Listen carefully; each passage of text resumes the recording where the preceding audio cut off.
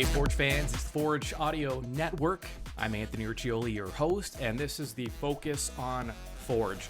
Forge FC heading to Halifax this week.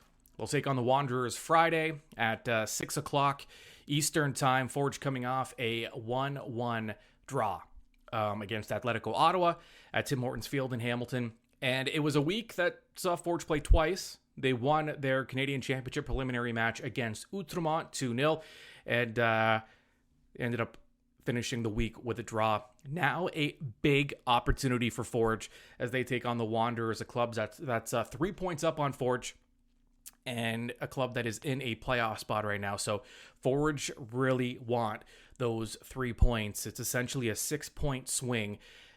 Like I always say, never too early to look at the standings. I know Coach Bobby Smyrniotis and the players might disagree, but huge opportunity for Forge here.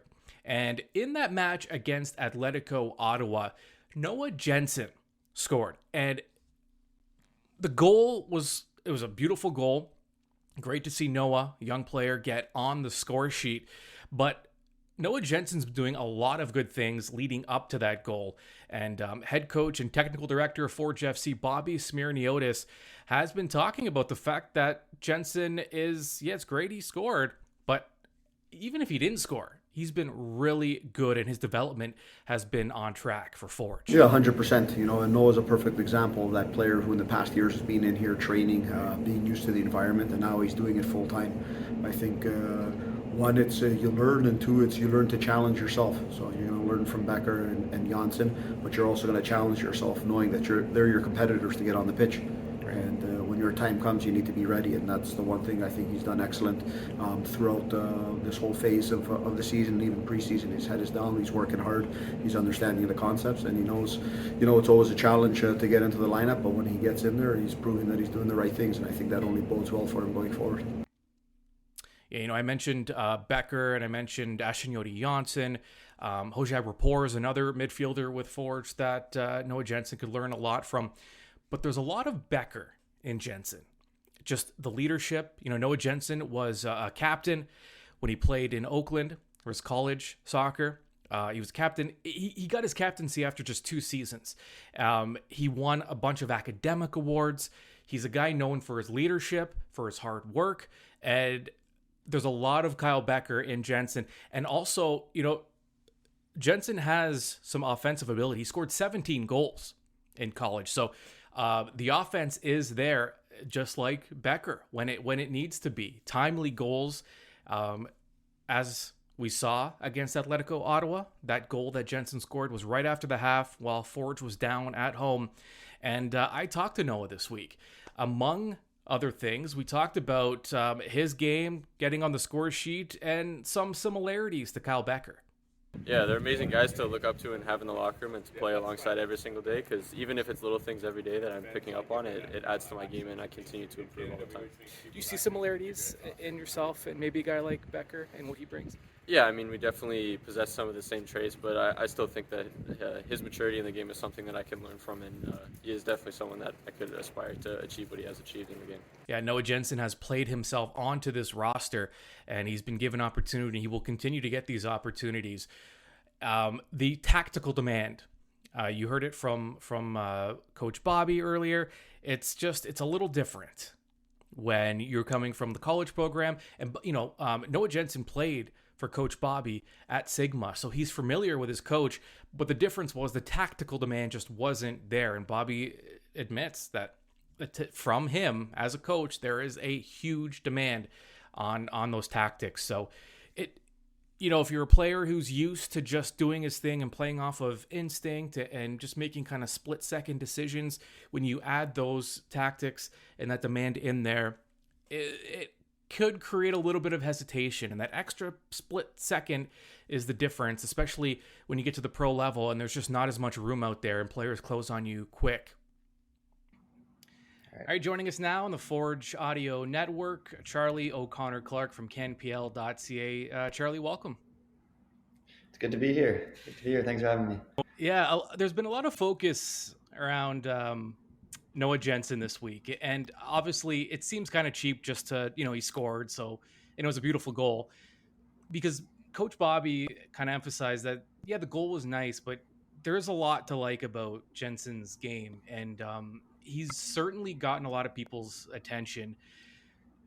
And you've been following the league as close as anybody, what do you see in Noah, like outside of that goal? What's this? He's kind of been building to this. Yeah, he has. I've been really impressed with, Noah's ability to kind of, as a lot of, young players at Forge, he's able to come into the side and immediately have that grasp of the tactics and the role that Bobby Smyrniotis is asking of him. That game on the weekend is one where obviously Kyle Becker is sick, right? So he's not able to start, and Noah Jensen comes into the lineup there to get the start, and he really doesn't miss a beat. He kind of understands exactly what that role is that kind of box to box midfielder, and he's got, we can talk about how great the finish is on the goal, but also just to have the confidence to take that shot when you're a young player without much professional experience, for him to have that ball fall to him at the top of the box, and rather than wasting time, wasting the chance looking for a pass or something, he just takes it. And so I've been very impressed with his ability and maybe maturity to step into the team and fill that role so well. Yeah, and he's been a captain before at the NCAA level with his, he scored 17 goals in college.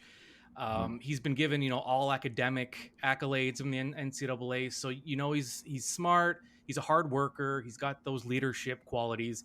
Those are things that you can't necessarily teach. And for him to come into the league and already possess those qualities, it has to have, Coach Bobby and the rest pretty excited, I would think. Oh yeah, absolutely. And I'm sure that's probably part of the reason that they brought him in the first place, right? That, obviously Forge are very meticulous in their scouting and the kinds of players that they want to bring in. They make sure that they're players that can fit that mold and can, fit into the way that Forge wants to play and that kind of identity. So clearly they would have been very familiar with him for a while and really been invested in bringing Noah into the side. And they would have known that, this maybe it's happened faster than they might have expected, but they would have known that he can come into the side and he can fill those roles and he can be a very impactful player. You mentioned Kyle Becker, and he has been sick. He was training this week, so I think he's good to go. But when you look at Jensen, do you see some similarities in Jensen and Becker? And Becker, by the way, is closing in on 100 matches in the CPL, which is crazy. We can talk more about that as we get closer to that milestone. But there looks like there are some similarities in their games. Yeah, and it's crazy because you don't think of Forge without Kyle Becker, right? They haven't played a lot of games without him, so it's kind of strange to think of him having to have an understudy on his team. But if there is a player that maybe can do that role, it probably is Noah Jensen. It's interesting.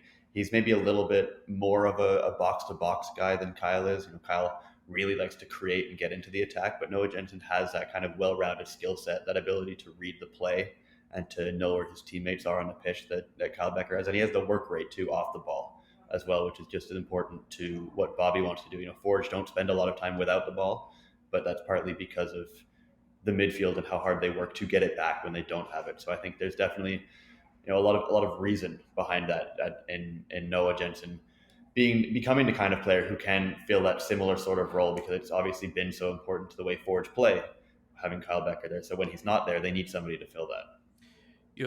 Bobby Smyrniotis, you've mentioned it too, but the tactical demands when you play under Bobby and for Forge, maybe just explain that a little more for some of the viewers and listeners that, what does that mean, tactical demand? Yeah, well, Forge or Bobby has kind of been like one of the pioneers in the CPL of,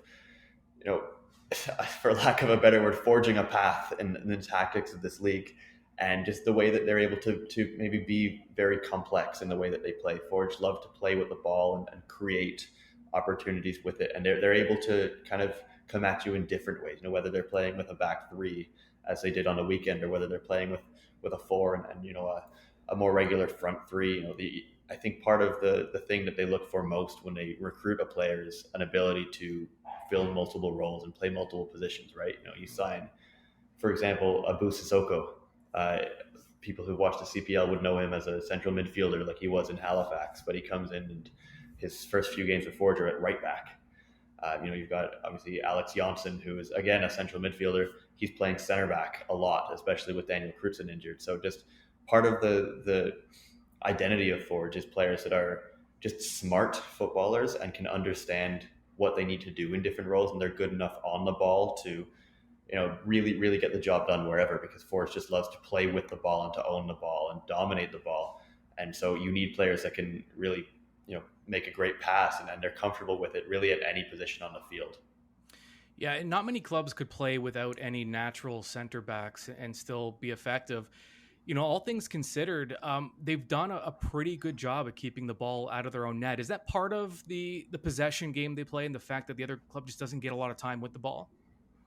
Yeah, it's the best way to defend in soccer is to have the ball all the way at the other end of the pitch for most of the game, which is kind of the way that Forge pride themselves on playing. They will be 55-60% possession in almost every game that they play in the CPL, and they just play so much of it in the attacking half that Bobby said over the weekend, as you mentioned, they had no natural center backs in that game, but they dominated the ball so much that they didn't really have to do a lot of defensive work. They weren't really on their heels a whole lot. They didn't have to backtrack with Ottawa pressing on them or anything like that, right? A whole lot of times. So I think that's why they're so able to adapt to those situations, because all of those players in that back three, two fullbacks and Alex Janssen in the middle, they're all players who can run with the ball and they can drive it forward, which if you're going to have the ball all game, that's going to work out for you.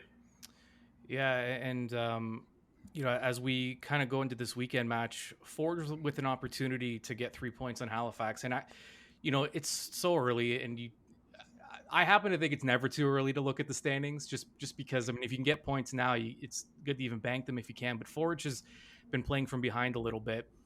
It's been a lack of finish, and how do you make sense of that? You have a skilled club who's used to scoring a lot of goals. They certainly have players that can score. What is it about that final touch that just hasn't been there for Forge? Yeah, it's definitely just that last little bit of clinical finishing, that little bit of individual quality that you need in the final third, because you think of a lot of the goals that Forge have scored this year, and a lot of them have been screamers or just incredible goals from outside the box or something like that. But I think if you ask Bobby Smyrniotis, he would love to see this team score easier goals. He'd love to see them, just finish off those well-worked plays into the box. Somebody heads a cross in or to set piece or something. And this is something that he spoke about last year as well. Even last year when they scored tons of goals and they topped the table. Bobby would like to see them just finish off those plays a little bit more often, because they're so good at getting the ball to those dangerous areas, and it's that last little bit of finish. And I think you look at players like Taryn Campbell and Woobens Pacias, they're very, very talented strikers.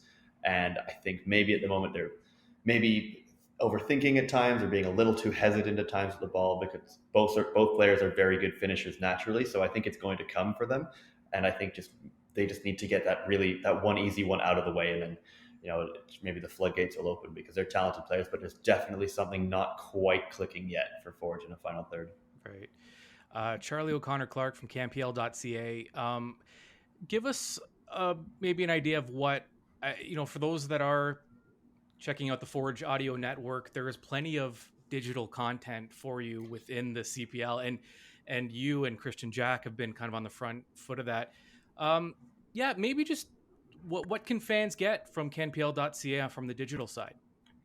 Yeah, there's loads of stuff. We cover every game very extensively. There's great analysis, written content after every game, and then we have our show every Monday where we recap the whole weekend at the CPL. We have guests, so you can get to know some of the faces from around all of the clubs in the CPL, the coaches and the players, and I think that's what makes it really fun, is getting to know these guys. So there's plenty of ways to just get involved and to see faces and players of the CPL and highlights and things to get involved with all of it. Yeah, what's nice is the league is just the right size right now that every Monday you can check out the podcast that you guys put out and get completely caught up on that week's event. So it's great stuff. Charlie, thanks so much for joining, and look forward to more of your content.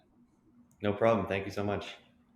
All right, now keep it locked to the Forge Audio Network. Plenty more coming this week. We have our match day preview coming up as Forge take on HFX Wanderers FC. We'll have the keys to the match, and we're setting up for another big week because Forge is playing this weekend. They're also playing midweek on the road in Quebec.